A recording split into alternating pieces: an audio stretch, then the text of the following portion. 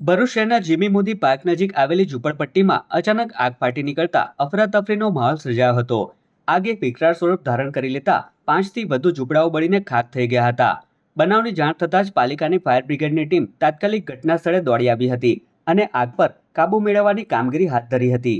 Fire બ્રિગેડના જવાનોની મહેનત બાદ આગને વધુ ફેલાતી અટકાવવામાં સફળતા મળી હતી. સદનસીબે આગની ઘટનામાં કોઈ જાનહાનિ નોંધાઈ નથી.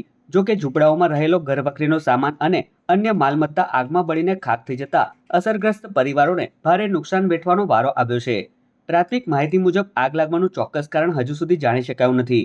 સમગ્ર ઘટનાને લઈને વધુ તપાસ હાથ ધરવામાં આવી છે.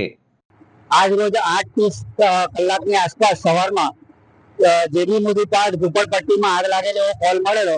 અમારી ટીમ તાત્કાલિક ઘટના સ્થળે પહોંચી આગને કંટ્રોલમાં લઈ લીધેલી છે. કોઈ જાનહાનિ આમાં થયેલ નથી. હજુ ત્રણેક ઝૂંપડાઓ અત્યારે દેખાઈ રહેલા છે ને અત્યારે કુલિંગનું કામ અમારું ચાલુ છે.